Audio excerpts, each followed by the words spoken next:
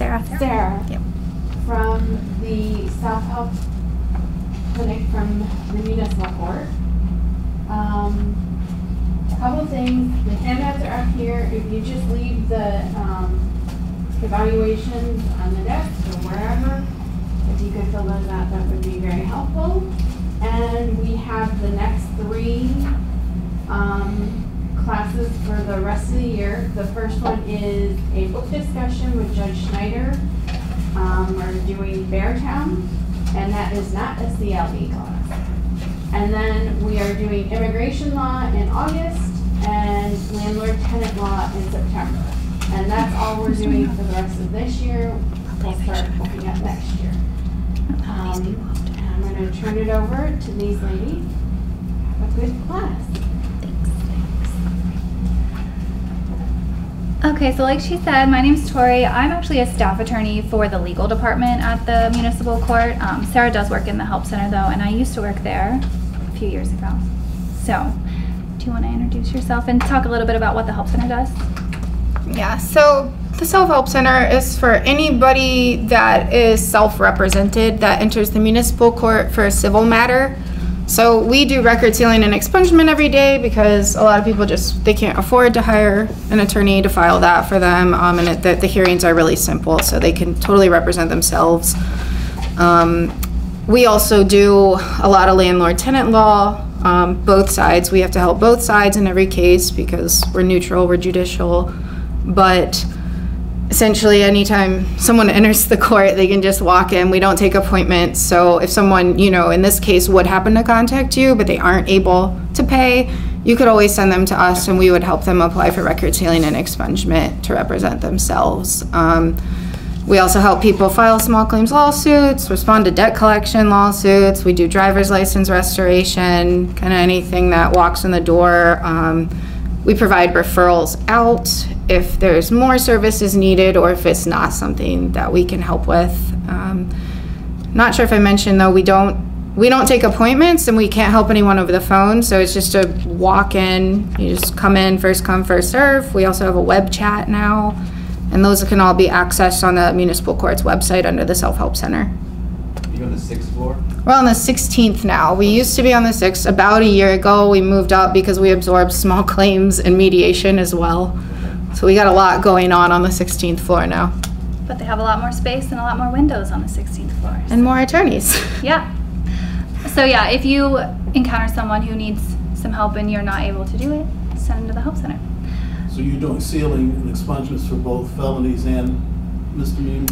Yeah, they do help people apply for both felonies and misdemeanors, because most people have stuff in both courts, and it'd be half a service to only help them with misdemeanors. So that is the one thing they do outside of municipal court, are the common pleas felonies, but still only Franklin County.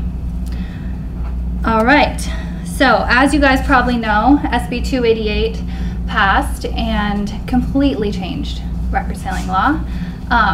Are you guys here because you do record sealing, or you just need a CLE credit, or what's the?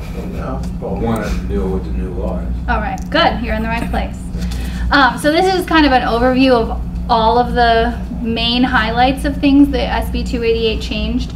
So it removed the term eligible offender from record sealing. So you might have known the old version of the law had these 2 definitions of who was an eligible offender. It was based on the number of convictions you had and the type of convictions you had. That whole definition of eligible offender is gone. We no longer need to look at a person's whole record. We just need to focus on the cases that they're wanting to get sealed.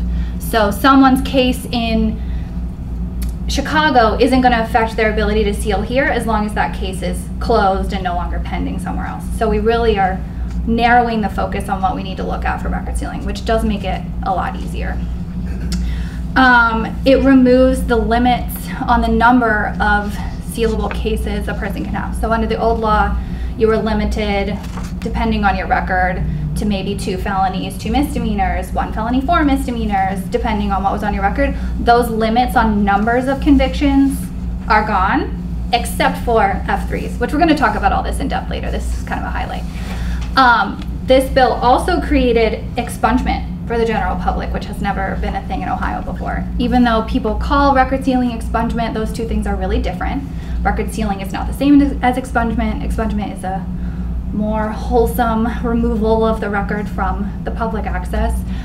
So now expungement is a possibility for a lot more people.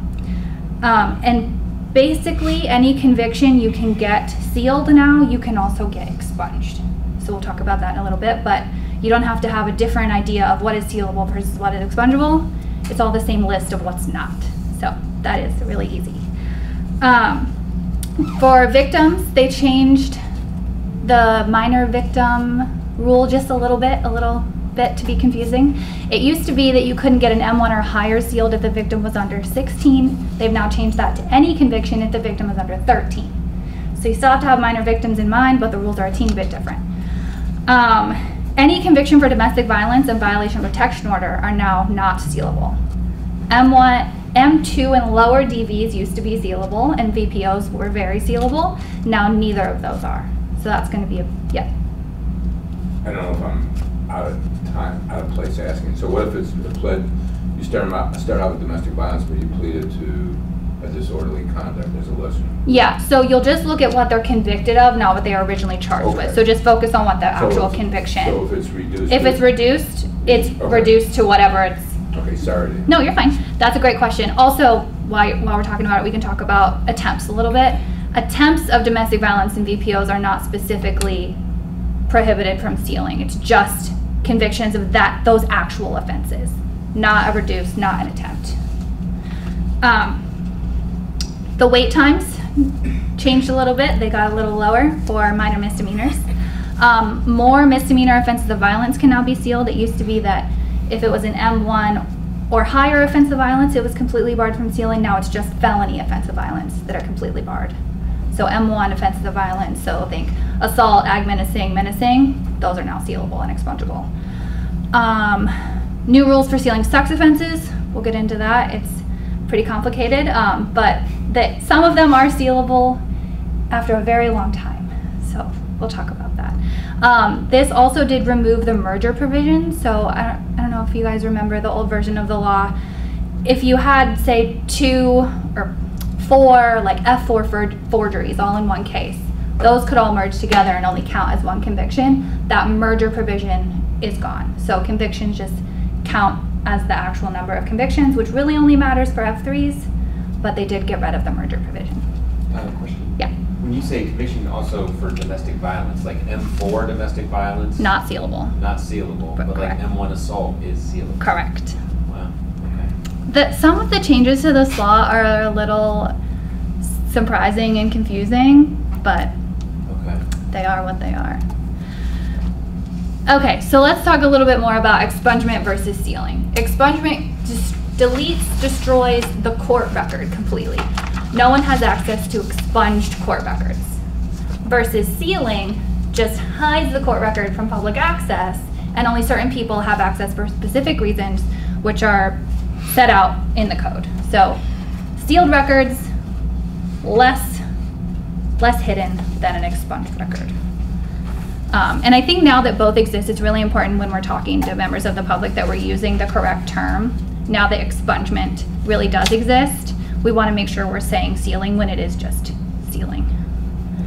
While we're talking about this, the municipal court did come up with a new record sealing application that also includes expungement. So on one form, a person can now apply for expungement of convictions, sealing of convictions, and sealing of dismissals, all in one form. So that's available on the website, I assume. But if you need it, you can email me. We did create a new form, though, to go along with this new law. You're saying it's not on the website? I think it should be on the website. I'll check and make sure it is. I had never really thought about whether it is or not until right now. Okay, so this is the full record sealing process. Everything we're talking about today is kind of step 0, finding out whether the person is actually able to get their cases sealed. But once that application gets filed, this is what happens.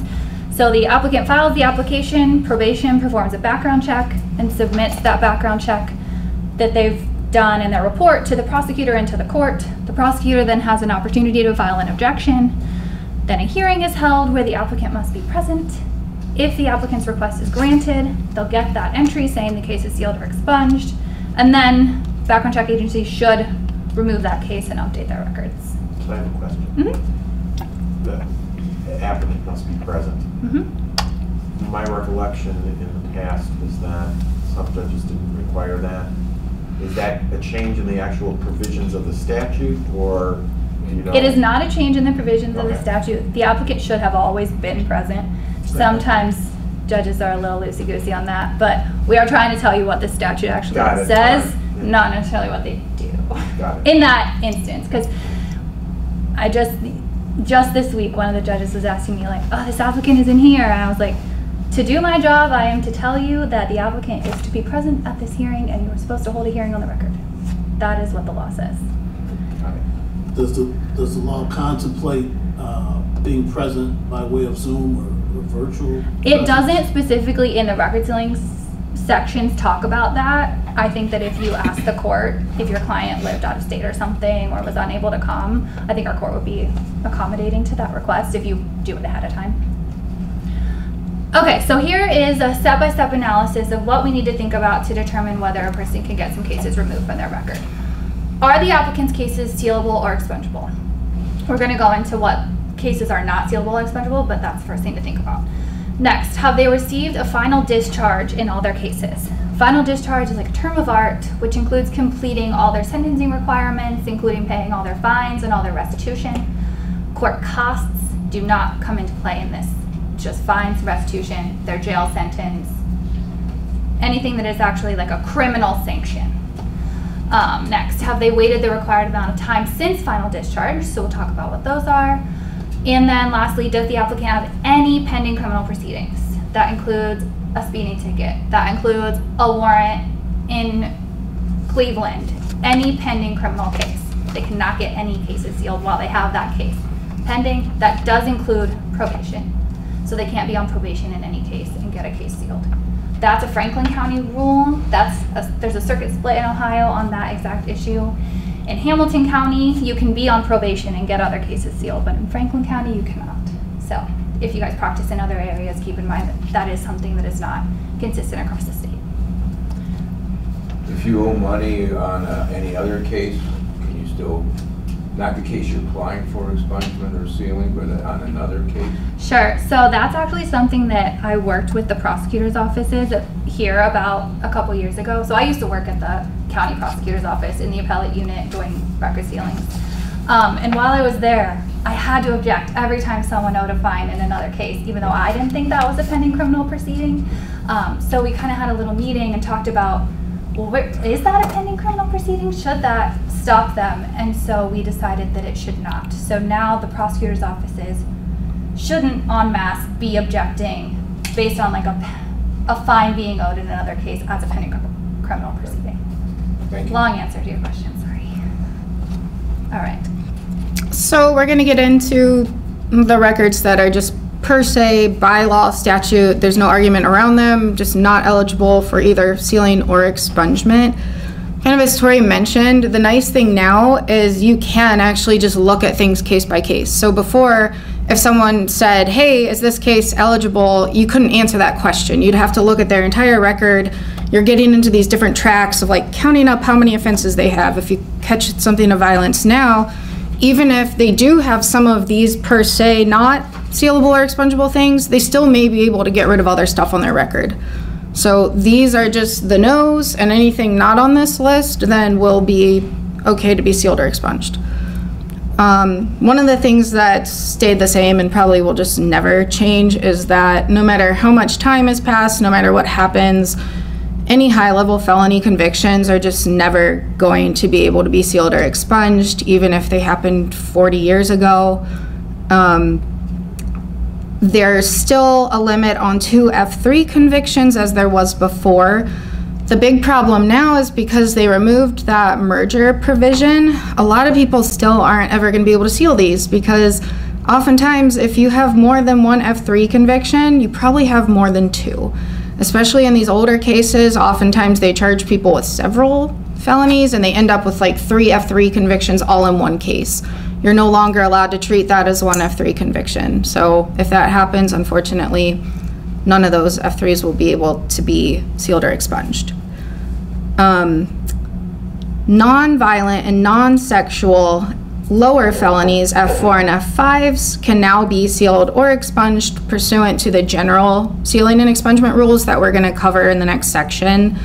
And then again, so like even if they did have, you know, these not eligible felonies, if they have other cases where there's, you know, several other low-level felonies, now they can actually apply for those, whereas before they would have been totally ineligible because they were an eligible offender. It's like a case-by-case basis, basically. Yes, which is much, much easier now. Tier 3 sex and certain child victim-oriented offenses are never going to be sealable or expungible. We will talk about some sex offenses that may be sealed after a certain point. This is sort of a deduction we've done for you. These things will never be sealable or expungible because they require lifetime registration with SORN. So they're tier 3 offenses. So basically, anytime you would see this, no matter how old the victim is, anything, these are just never going to be allowed to be sealed or expunged. Victims under 13 is a new provision. So there's always been these weird things going on with the age of victims when we have kids involved. But now, any conviction, no matter what it's for, if the victim was under the age of 13 at the time of the offense, then the case is not going to be sealable or expungible. There is an exception for non-support. So even though technically those are child victims, those are still allowed to be sealed and expunged. The one thing that gets weird about this, you'll see you have a supplemental case law handout. There's multiple appellate decisions where we've addressed, you know, when is this age to be considered? So for instance, if someone takes a plea deal, which they do all the time, and let's say the plea removes the element of age, we still have to look at all the facts. So even if whatever plea they take is not an offense that involves age of the victim, if the victim was still a child, that's not going to be sealable or expungible. The other thing is that it's under the age of 13. So 13-year-old victim, that could be 12 years old and 9 months, no.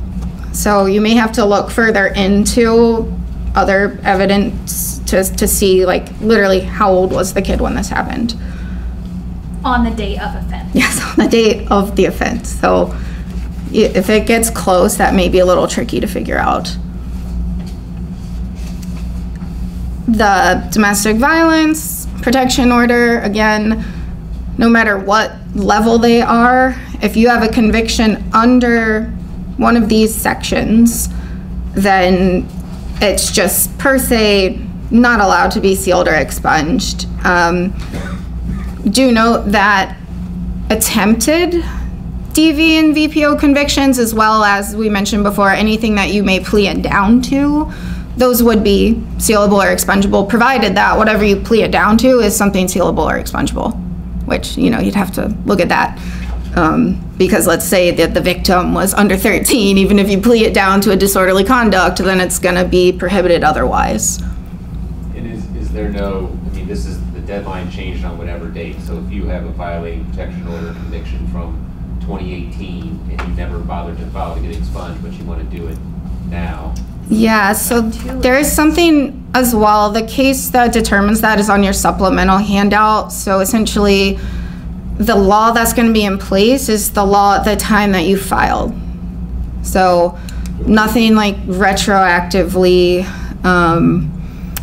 And even if, because we kind of had some issues with when this changed, where the clerks were telling people, oh, well, by the time you get the hearing, the new law will be in effect. And it's like, no, actually, we have a decision stating that that's not true.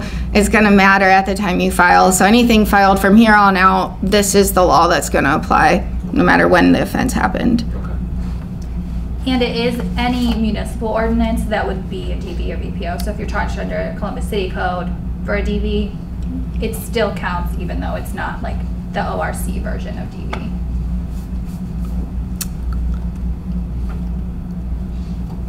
That would also hold true, say, for one of the surrounding municipalities. Yeah, any Obats, municipality, or yes, something. yes. Columbus is just my easy example. Felony offenses of violence. Oh, sorry. Felony offenses of violence are never sealable or expungible. The good thing about these is almost all of them are going to be high-level felonies. There are some lower-level felonies that are still offenses of violence. You also have a supplemental handout listing what is statutorily an offense of violence. Some are very intuitive. Other ones might make you like scratch your head thinking, why is this an offense of violence? So you can always refer back to that if you're unsure what constitutes an offense of violence. You'll also notice on that supplemental handout that there are certain offenses and convictions that can be a misdemeanor offense of violence or a felony offense of violence. The misdemeanor offenses, so long as they're not domestic violence, would be sealable or expungible. The felony version would not be sealable or expungible. Can you say that again? I'm sorry. Yeah, so you're gonna have certain offenses, and they will be in red. I believe the red ones, if I remember correctly when I made this, I think that's why they're red. There will be a note telling you that for sure, but some of the offenses, they can be a misdemeanor conviction or a felony conviction based on the specific facts. So a misdemeanor conviction for an offense of violence would be sealable or expungible, provided it's not domestic violence, but a felony version would not be. So for instance, F4 burglary is not an offense of violence, so that could be sealed or expunged. F3 burglary is an offense of violence. And then, you know, you can have felony assault, which is not, but misdemeanor assault would be sealable or expungible, even though it's an offense of violence, which is a big thing because under the old law, anything, as Tori mentioned in the beginning, M1 or higher, any offense of violence was not sealable or expungible, and it even pushed you into that old track where you're stuck like counting up all the offenses. That stuff is gone, which is great. Basically, they just moved it up one level on offenses of violence. So it used to be M1s and higher weren't sealable. Now it's just all felony offenses of violence aren't sealable. So you have to look at the new definition of offense of violence. Yeah, and that's what's in here. So if you look on here, the red ones are things that can be a misdemeanor or a felony. So assault, like she said, you can have misdemeanor, M1 assault, see it all the time. That would be sealable, but a felony version of assault, like an F5 assault, would not be sealable because it's an offense of violence, a felony offense of violence. So when it's a red one, just be careful that you're making sure whether it's a misdemeanor or a felony. All the black ones on here are only felonies. So they're definitely never sealable. Does that make sense? This part of the statute also, you know, contains this sort of gutter clause. So any offense committed purposely or knowingly that involves physical harm or risk of physical harm is also an offense of violence. So for instance, we just saw a woman in the center last week or the week before that had like an aggravated vehicular homicide. Now, that was felony level. It's not on the list of violence, but the woman was intoxicated at the time of this, so we decided, you know, we weren't going to help this woman apply. We said, you may want to seek counsel if you're going to try and make this argument, that because that is going to be really hard to argue that that doesn't fall under this sort of gutter provision. And this list also would include any municipal ordinances, which is not really going to come into play because municipal ordinances aren't typically surrounding felonies. We don't, those are more misdemeanor type things. Another big thing to note is that we do have case law, which is on your supplemental case law, saying that for sure convictions for conspiracy, attempt, or complicity to commit any offense of violence are still offenses of violence. So an attempted felonious assault is still a felony offense of violence. The only time that would sort of make a difference right now is if you have an attempted misdemeanor domestic violence, because that'd be a misdemeanor and it would no longer be domestic violence. So that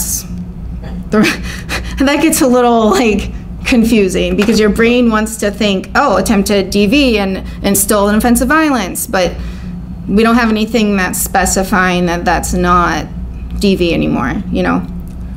Because the way the code's written, it separates DV and VPO from, that's in a different subsection than where the code says felony offenses of violence aren't sealable. So section like A1 or whatever says felony offenses of violence never sealable.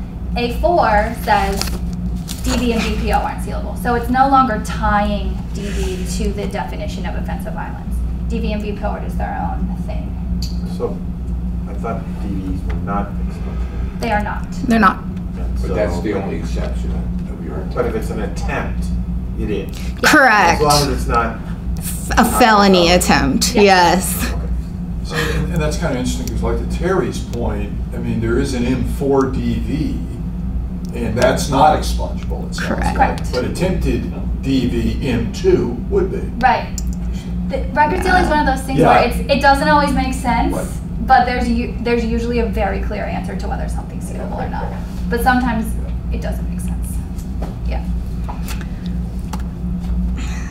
The other per se sort of section is traffic convictions. So people aren't typically worried about traffic convictions, but we do get a lot of questions on them, especially now that more people have these like driving gig jobs, and Uber Eats doesn't let you drive if you have a speeding ticket or something from 10 years ago. So we do get these questions a lot, and generally traffic convictions are not sealable or expungible. There is this little exception here where if someone is charged with multiple offenses, so you know they're charged with marked lanes, speeding, and driving under suspension, whatever, they plead to one of them and the rest gets dismissed, then the entire case would be sealable or expungible, provided that that conviction is not otherwise barred, such as OVI or physical control, because those are never sealable or expungible. This exception that lets you seal, you know, the one conviction with dismiss, that does not apply if you have a commercial's driver's license or you're training to have someone, you know, have a CDL.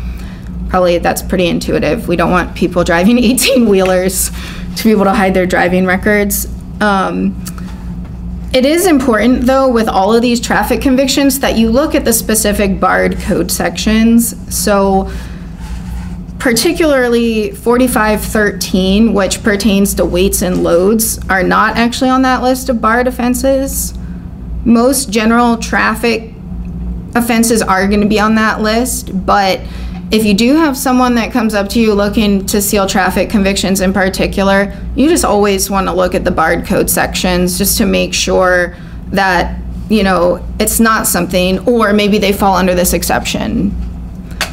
So When you say like that case can be dismissed, do you mean the dismissed charges? no, the entire case. The entire case can be dismissed.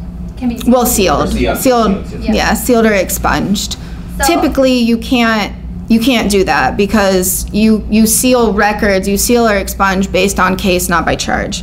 This provision in particular is a weird exception for traffic offenses. It's almost like it rewards you if you go to your arraignment and you fight it and take a plea offer, you know. Yeah. And this one isn't very intuitive either, because the example I like to use on this is if you have a speeding ticket and you pay that ticket and it's just a speed, that case isn't sealable. But if you get a speed and you weren't wearing your seatbelt and the seatbelt gets dismissed, that case would be sealable. So if you're getting pulled over, just take your seatbelt. And there's no limit, you can just keep doing that every couple of years if you get, I mean, there's no, because we're not talking about any limits on Right, any of this. yeah. There was a time, and I don't remember if that's going to be a regular thing, but since I started in practice, the Bureau of Motor Vehicles essentially dropped everything from records prior to a certain year. And I don't know if they're planning on, if that's. Well, that's totally Yeah. separate. So it wouldn't show up. I mean, Yeah, it wouldn't maybe show up with the BMV, but they're just totally separate. So even if you could seal something here, the BMV, because it's their own thing and, you know, it's a privilege to hold a license and they do their own stuff, doesn't necessarily mean that someone could get that off their BMV, you know, whatever their abstract. They have their own rules about when stuff falls off, and we don't practice in that, so I couldn't say when the... But if you plead to a reckless op, then you the exception applies, and you have. If you have another charge in there that all was the charges dismissed, on yeah, there, you that's can get that reckless optimism. There's that. sealed, yeah. Wow. Yeah, OVI and physical control are the only two things that are not, that this exception doesn't apply to. So like the exception to the exception. Do you have any idea why they did that? No, it makes no, I would assume someone's son had a reckless off. But I mean, I do kind of like, in my mind too, I do wonder if it is kind of this little reward for showing up to your traffic arraignment. Because in most cases, if you just show up to your arraignment, especially in Franklin County, you're probably going to be able to get a plea for, you know, one conviction and the rest are dropped.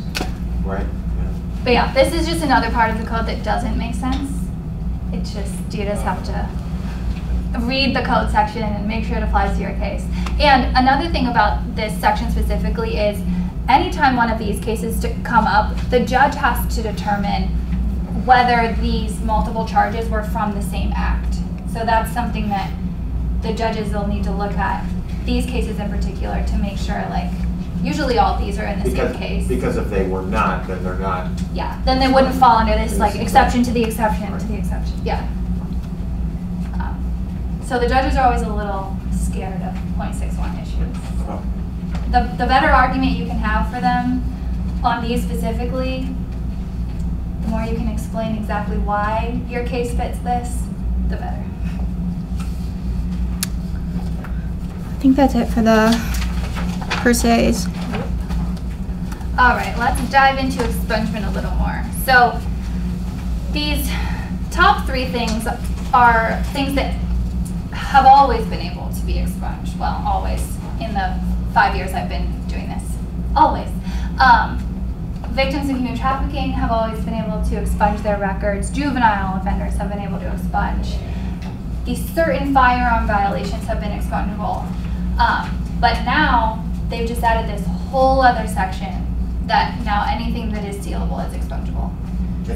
Can I ask just Yeah. a quick question? When we're distinguishing between sealable and expungible, the essential difference is if it's expunged, it's eliminated from all records of whatever agency, whereas sealable is only the public can't see it. Pretty much. Okay. There is a little section in the expungement code that says like BCI doesn't have to actually expunge, but pretty much, yeah, that's the general vibe of it, right? Like expungement, really gone. Sealing, locked up. Yeah. Okay. Sorry about that. No, you're good. So let's talk about human trafficking expungement a little bit. SB 288 did us the pleasure of renumbering this section. So it used to be under a different code section and they slid it over. So if you have ever worked on human trafficking, make sure you update the code section on your stuff because it's going to be wrong now. They didn't change like any of the text of the human trafficking statute, they just renumbered it.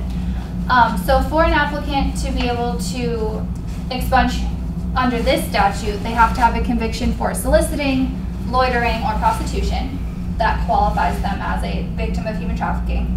And then they can apply to expunge any case, convictions and dismissals, that was related to their time of being a victim of human trafficking.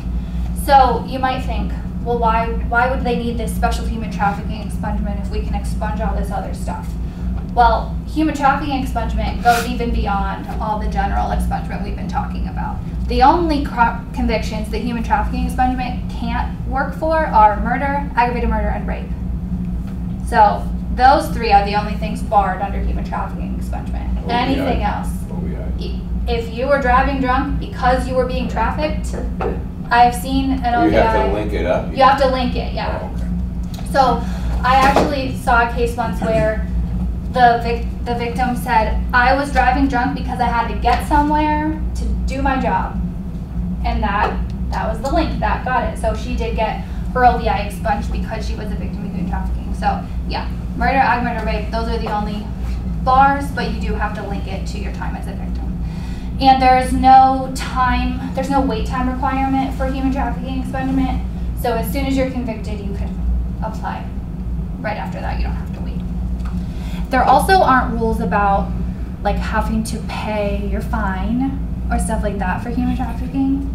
So don't try to think about it as separate from all the normal record sealing expungement stuff. There are a lot of rules on that don't apply to human trafficking expungement.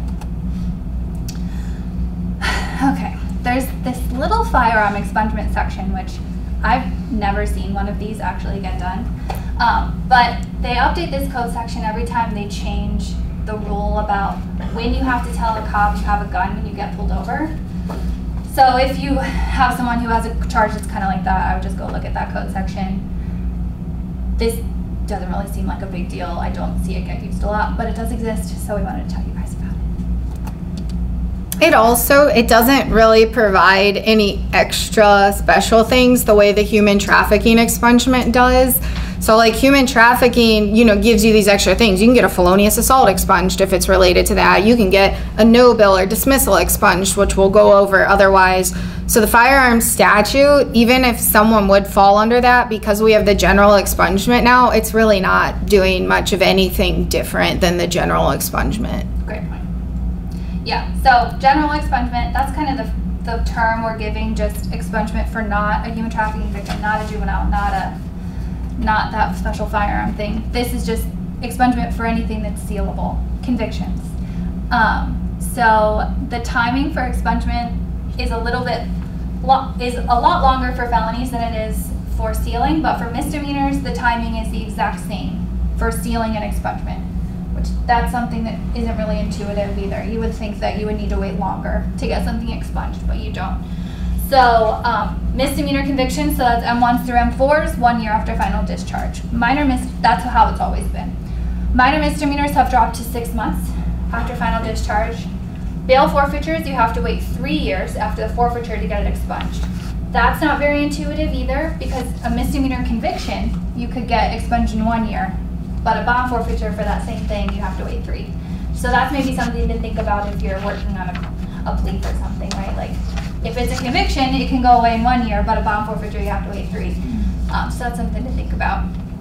For felonies, you have to wait 10 years after the time the case could be sealed.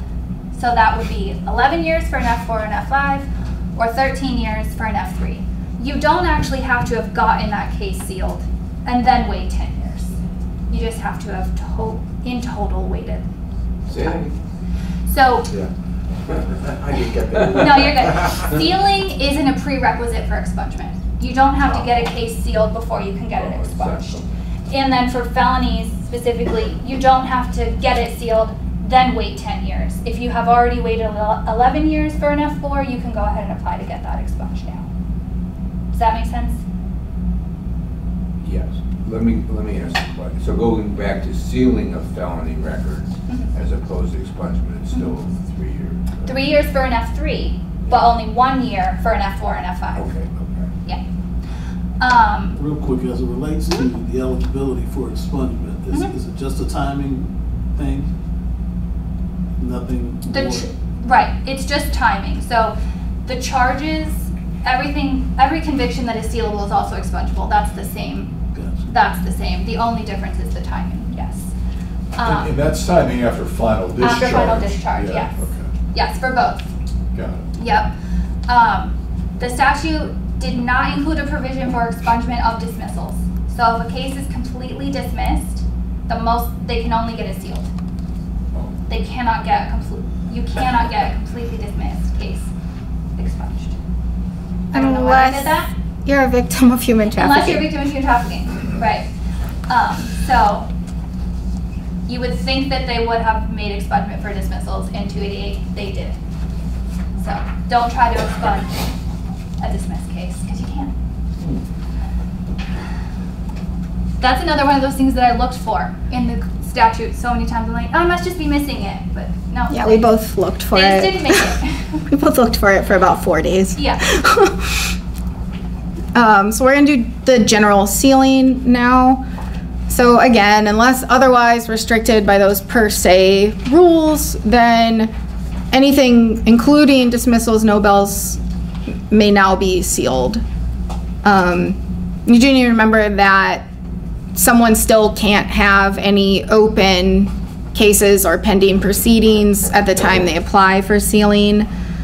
And some cases that can't be expunged may still be sealed. So, and when we say that, we're really talking about those dismissals, no bills, not guilties. The bond forfeiture is misdemeanors, minor misdemeanors. They can all be sealed now, and there's no limit. So you could literally have 50 misdemeanors, bond forfeitures. The prosecutor might raise an objection, but you can apply for them. The bond forfeiture, you can apply to seal immediately. Even though you can't apply to expunge it for 3 years, you can apply to seal it immediately. The minor misdemeanors are 6 months, which is the same as the expungement time. Misdemeanors 1 year, same as the expungement time. And then you have this weird provision that this is not new, but there's specific things for soliciting improper compensation, and those are 7 years after the final discharge for sealing. You had mentioned. I had our clerk's office run a check to see if we'd ever even had any of those convictions, because I'd never heard of it either, and there had been like 20 total charges in the last 30 years. So it's not a very common. Never even seen. Not a very common. I mean, you're probably going to hear about it in the news before you would ever get. It's going to be a scandal. No, they have a special conviction. Yeah. You had mentioned bond forfeitures. What was it? Couldn't get them expunged for 3 years? Yeah, but you can get them sealed immediately. Immediately. Yeah. Yeah, as soon as you would forfeit the bond. Low-level felonies, still, and this isn't new either, low-level felonies, there's no limit to them. You can apply for sealing and expungement on up to 2 non-violent F3 convictions. The time is 1 year for F4, F5, and 3 years for F3s. And these times for everything we ever mention is from the date of final discharge. So we'll talk more in detail about final discharge, what the definition of that is, but the time when it's really gonna trip you up is if someone owes a fine, because your fine is part of your sentence. So we see all the time in the help center where somebody's conviction is, I saw a guy yesterday, his conviction was 7 years old, but he still had a $100 fine sitting out on it. So he had to go pay that fine, and then he has to come back in a year. So that comes up a lot with restitution too. A lot of people don't even remember that they owe restitution in their old cases, but when I worked in the prosecutor's office, we were very careful to check whether a person had paid their restitution. So you still have to wait a year. Yeah, So from when you're done paying. Okay. And just to note, if you sign like a promissory note saying, oh yeah, I'll pay my restitution, I promise, that doesn't count as a final discharge. You actually have to pay it. What about if somebody, the 5 years of probation ran, and there was a huge restitution order to say they paid whatever on it, and technically that the case ended because the 5 years ran, but they still don't have a final discharge until they completely pay their restitution. Even if we couldn't revoke their probation anymore for it, they still haven't paid their restitution, and that's just like a separate part of their sentence. So even if they're off probation, it's whatever's last. So whether you pay your fine last, or you get out probation last, or you pay your restitution last, your final discharge is when you're done with everything. So if the restitution hasn't been paid, Your but it's clock been long hasn't enough, started. but it's been long enough and you can't No. locate the victim, or the victim is dead, you're out of luck. That's gonna be really tough. I saw one of those. We had a lot of restitution payments when I worked in the prosecutor's office that were due to like Big Bear or like some company that doesn't exist anymore. And so it was hard for us to figure out like, what should we do with this? It's like, well, they owe that money, and it's like, but to whom? But they can pay it into the Victims the of fund. crime or something? Well, no, the like unclaimed funds. Okay. So that's what that person ended up doing, which is like, okay, well, here's my $300 that I know isn't going to get to Big Bear because they don't exist, but then they have made the payment that they were required to make. Yeah. The restitution stuff comes up a lot too with non-support cases, so you have to be really careful with making sure that you know whether all this big non-support chunk they're supposed to pay is restitution, or is that just in their non-support? Like juvenile, like, is this restitution? There's a lot of case law on child support specifically, and restitution. So if you have that come up, just do a little Westlaw search.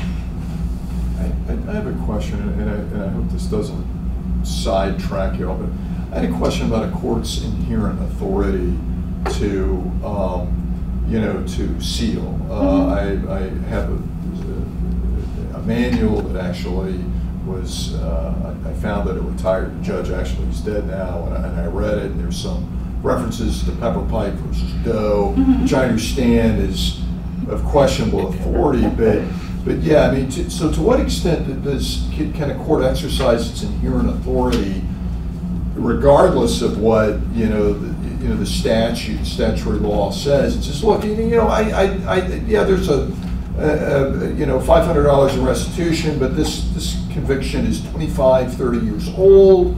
I'm going to go ahead and expunge and seal that. You've probably seen this kind of thing where a court, it's like their heart wants to assist this person, and then Yeah, I would say a lot of like backdoor conversations happen in situations like that, right? It's like a lot of times maybe the case isn't sealable, but also unless the prosecutor files an appeal, what's the result? If the case gets sealed, it's going to stay sealed. So I think in situations like that, if you can pull on the prosecutor's heartstrings and the judge's heartstrings and like kind of get everybody on board. No harm, no foul. I have seen it seen it happen.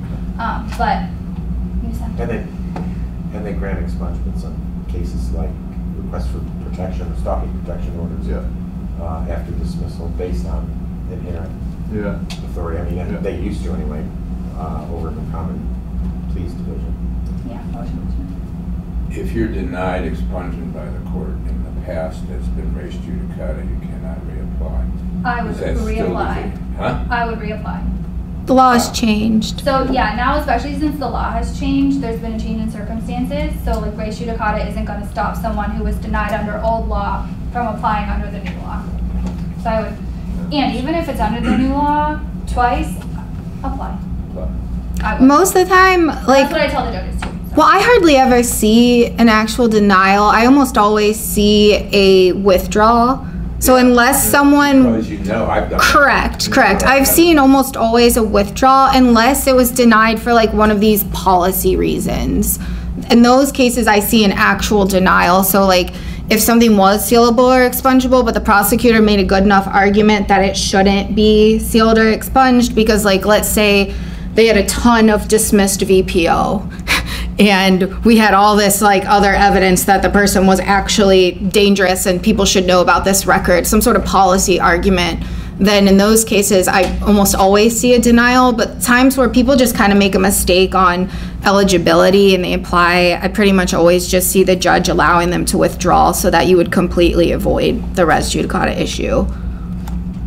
And that's what you would, if you're representing someone, you can always request like, oh, can we withdraw this? I would let us talk. Yeah. I used to see that when I was practicing the trial courts. I would see that where, say, somebody had not waited a sufficient period of time, and then they'd show up, and then the court said, "Hey, whoa, I'm going to let you withdraw that. Go get, try to get your money back." And then, Common Pleas gives that $50 back all the time. Yeah, right. Yeah. I don't feel like we do that as much, but I think we have more fee waivers on the front end, so people don't end up paying the $50, so then there's no $50 to get back. But yeah, I know the Common Pleas judges really. Can that be waived, the filing fee? If the person's indigent, yep, they can I just. didn't know. Oh yeah, that's, I would say probably 90% of the people the help center helps with record sealing. Maybe not that high, but I know I It depends. Yeah. mentioned a fee waiver to people when I worked there. Yeah, we always make sure we say, now it's going to cost you $50. Do you have $50 today, or is that going to be a hardship? And if if they answer, we'll help them fill out affidavit of indigency. And then the way the new affidavit of indigency works, it changed a couple years ago. If the judge ends up denying the affidavit, saying, no, I think you make too much money, the person can still come pay within 30 days and their application will still How about on dismissals? Are there filing There's no filing fee if They're never it's all filed. dismissals. Okay. Yep.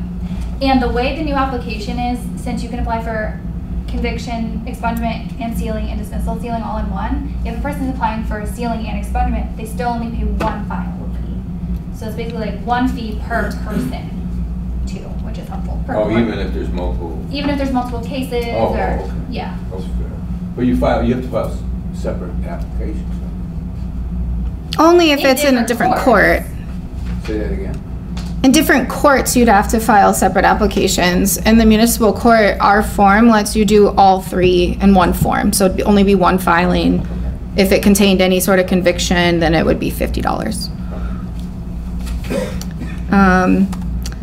So what surprises a lot of people is there are actually misdemeanor sex offenses. That kind of shocked me until I saw this. I didn't realize that there were really misdemeanor sex offenses. Sexual imposition? Yeah. Yeah, I don't, That's the only one I know of. yeah, there's not. 6? There are six of them. But of course, the other rules are gonna apply. So even if you have a misdemeanor sex offense, but the victim was under 13, then, you know, they're gonna be blocked for other reasons. The difference here is that if they're on SORN, once they get released from SORN, one way or another, you know, you can apply for these like early release, or if it just goes out, it's full time.